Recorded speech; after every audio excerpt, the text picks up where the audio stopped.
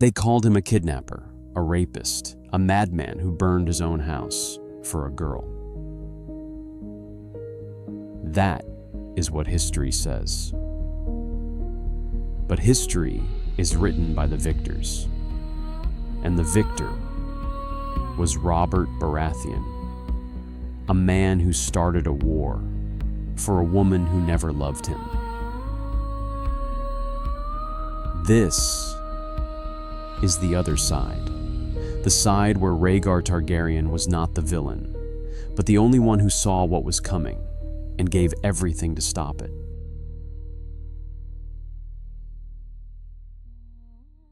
Rhaegar was nothing like anyone in his family. In a house where men were born with madness in their blood, he was born quiet. Silver hair, a face that silenced the entire court. But he did not care about their stares. His world was books. Then one day, he found something in the old scrolls. What exactly, no one ever learned. But the next morning, a boy who had never once held a sword walked up to the master-at-arms and said, "I need to learn how to fight." Within a few years, he became one of the finest warriors in the Seven Kingdoms. But Rhaegar was not just a warrior. He played the harp so well that people wept. He could walk out before a crowd of thousands, sit down, rest the harp on his knee, and the entire hall would go silent. A warrior with a sword in one hand and a harp in the other. The Prince That Was Promised. An ancient Valyrian prophecy. A hero born of dragon blood would stand between the living and eternal darkness. The Song of Ice and Fire. A vision that had haunted the Targaryens for generations. Aegon the Conqueror saw it 300 years ago. Now, it came to Rhaegar. At first, he believed the promised prince was himself. Then he realized, no, not him, his child. But the prophecy was clear. The Song of Ice and Fire. Two bloodlines, fire and cold. The dragon has 3 heads, the text said. 3 children. Rhaegar married Elia Martell, a princess of Dorne. He respected her, cared for her. In his own way, loved her. She gave him a daughter, Rhaenys, then a son, Aegon. Rhaegar held the infant and said, "This is him, the promised one." But the maesters warned, Elia is too weak. Another birth will kill her. 3 heads, and Rhaegar only had 2. Then came the dream. A dragon dream. Rhaegar saw a boy, dark hair, not silver, but in his eyes, fire. The boy stood alone before an endless wall of ice, and the darkness pulled back before him. Ice and fire. Not Targaryen and Martell. Targaryen and Stark. Rhaegar woke and never doubted again. The 3rd child must be born of a woman with the blood of the North. But who she was, he did not yet know. The great tourney at Harrenhal, the largest in 100 years.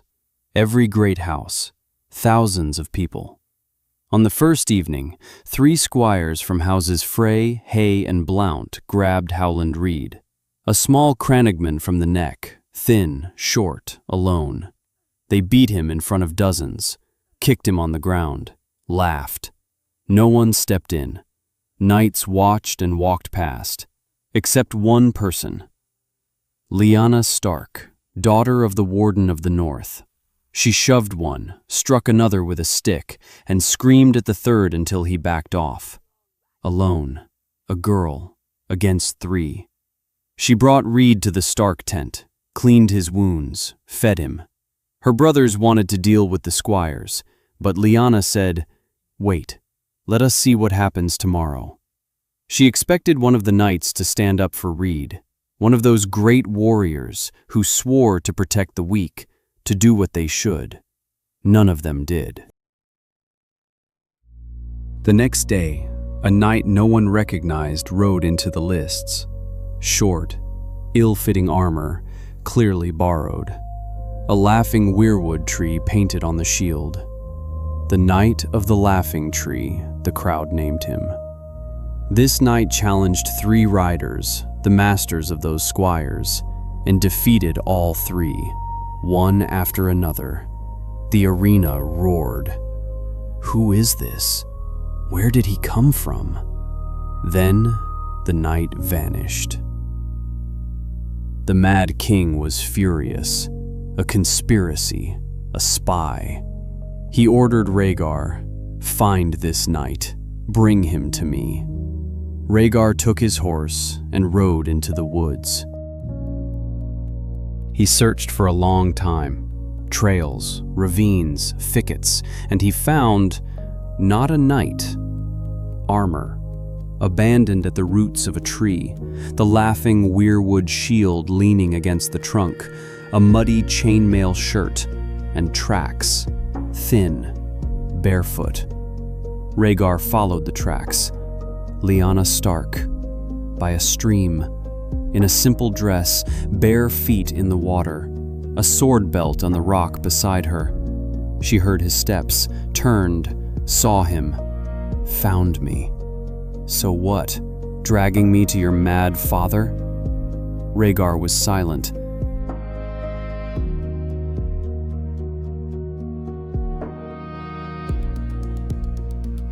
He looked at her, at the bruised knuckles, at the scratch on her neck, at those gray, cold, fearless eyes. He sat on a rock. Why did you do it? Do what? The armor, the arena, 3 knights. Why? Because they were beating him, and the knights who swore to protect the weak stood there and watched. Any of them could have stepped up. Not one did. You could have died. He could have died, said Lyanna. Rhaegar was quiet, then said softly, I will tell no one. Why? Because you did what a knight should have done, and not one of them did. You deserve that wreath. For the first time, she smiled. They sat by the stream and talked, as if they had known each other for years. Rhaegar spoke about stars, about Valyria, about the dreams that would not leave him, about the prophecy, about the child he kept seeing in his dreams. Lyanna listened. In the north, in Winterfell, every child grew up on stories of the long night, of the darkness that would one day return. She knew these stories since childhood, listened to old Nan tell tales of the White Walkers, always thought they were fairy tales. And Rhaegar felt, for the first time in his life, that someone truly heard him. Not the title, not the crown, him. Rhaegar stood up. Time to go back before anyone noticed. He did not ask her for anything, did not speak of fate, just nodded to her and left. But both understood this was not the end. The final day of the tourney. Rhaegar defeated everyone, even Barristan Selmy. The arena chanted his name. A squire handed him the crown of winter roses, blue. Everyone expected him to ride to Elia. Rhaegar rode past his wife. Thousands of people went silent. He stopped before Lyanna Stark, placed the roses on her lap. Their eyes met. Silence. Robert Baratheon, her betrothed, could barely contain himself. He was ready to kill the prince right there for his arrogance. In that second, the world cracked. After the tourney, they began writing to each other in secret. Letters through trusted people, long, detailed. Rhaegar wrote to her about things he could not say to anyone else. Lyanna wrote back, honest, direct, the only way she knew how. With each letter, the bond between them grew stronger. Rhaegar felt he had finally found someone who understood him. Lyanna felt the same. One day Rhaegar wrote to her about the dream, about the boy, about how their child could be the very savior the prophecies speak of. And with each letter, she fell deeper in love with him. They arranged to meet.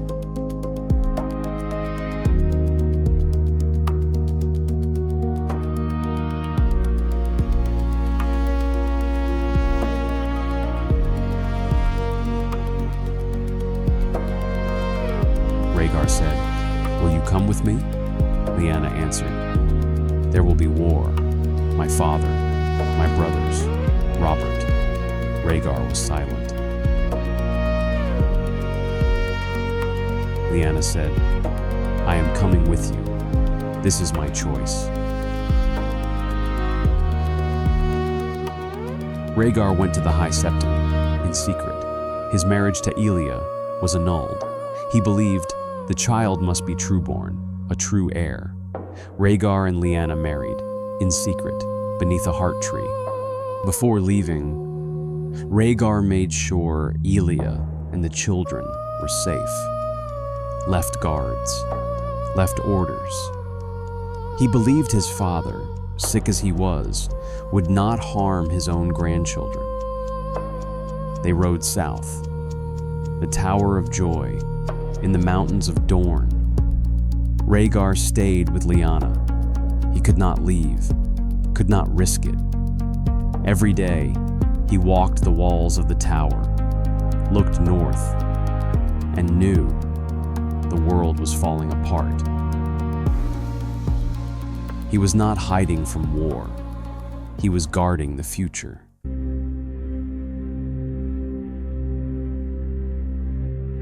And outside, everything collapsed. Brandon Stark, Lyanna's older brother, rode to King's Landing, stood at the gates of the Red Keep and screamed, "Come out, Rhaegar! Come out, die!" The Mad King seized him, threw him in a cell, sent a raven to Winterfell, summoned his father, Rickard Stark.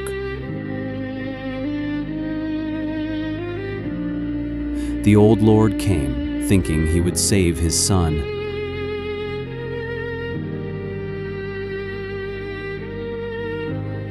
Aerys killed them both.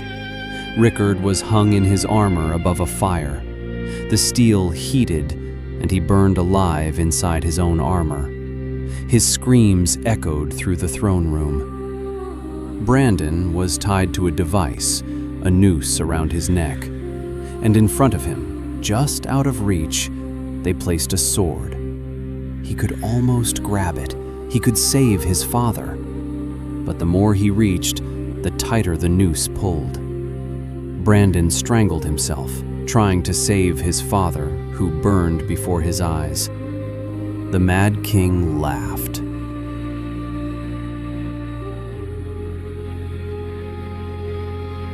Word reached the tower. Lyanna's father and brother, dead, burned by the Mad King. Lyanna wept for a long time. Then she said, "This is all my fault. They are gone because of me." Rhaegar said, "This is not your fault. My father did this, not you." They both understood the price of saving the world turned out to be worse than they imagined. But it was too late to turn back. Then Aerys demanded the heads of Ned Stark and Robert Baratheon. The North rose, the Stormlands rose, the veil rose. War. Robert told everyone, Rhaegar stole Lyanna. She is a prisoner. He is a monster. But Lyanna was his wife. She loved him. The truth, no one heard. Rhaegar received news, each worse than the last. Rebel armies growing, his father burning people every day, the kingdom falling apart. When word came that Robert was marching on King's Landing, Rhaegar knew. He could wait no longer. Lyanna was close to term. He held her for a long time.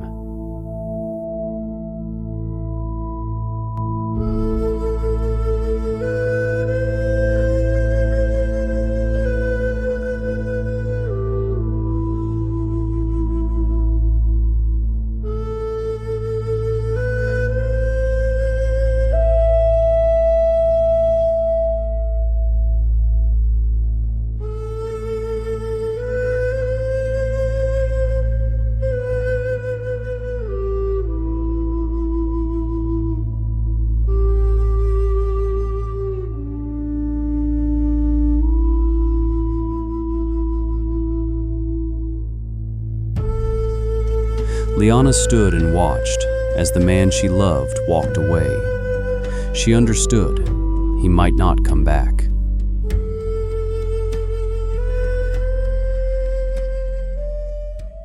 The Trident.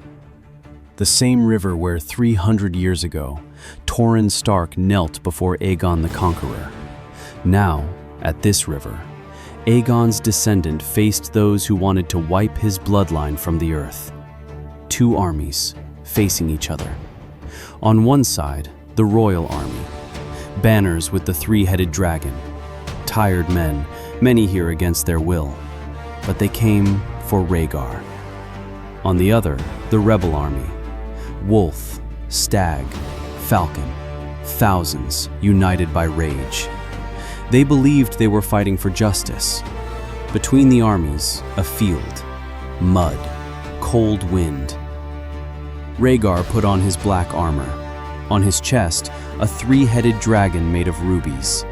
He mounted his horse, rode onto the field. From the other side, Robert, enormous, warhammer on his shoulder, eyes black with fury. Two men. One believed he was saving a kidnapped woman. The other knew he was defending a child who would save the world. One of them would not leave this field. The hammer crashed into Rhaegar's chest. Rubies scattered, red stones into the mud. Years later, people still found them in the river. They called the place the Ruby Ford. Rhaegar fell, silver hair in blood, black armor in the dirt. He did not think of the throne, did not think of the war. He thought of her, of the boy, whether there had been enough time, whether the child was born. In the Tower of Joy, Lyanna gave birth to a boy. She named him Aegon, Rhaegar Targaryen, true-born son, an heir. The birth took everything from her. She lay in blood, weak, fading. When Ned Stark reached the tower, having fought through Arthur Dayne and 2 knights of the Kingsguard, he found his sister, dying, a baby in her arms. "Promise me, Ned. Promise me," Lyanna repeated. He promised, took the boy, named him Jon, told the world, "My bastard." Ned Stark, the most honest man in Westeros, carried that lie until the end, even when his wife hated him for it, because he promised his sister.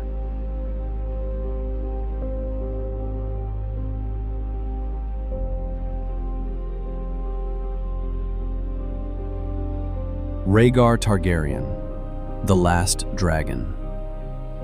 The world remembered him as a kidnapper, a madman who started a war, but he saw what no one else saw, and he gave what no one else would give. The world was saved by the one Rhaegar never got to see, a boy he never got to name. Years later, that boy would stand before an army of the dead.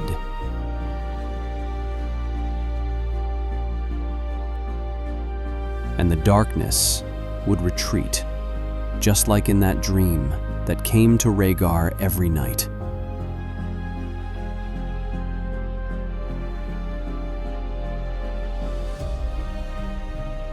He was right, but he would never know it.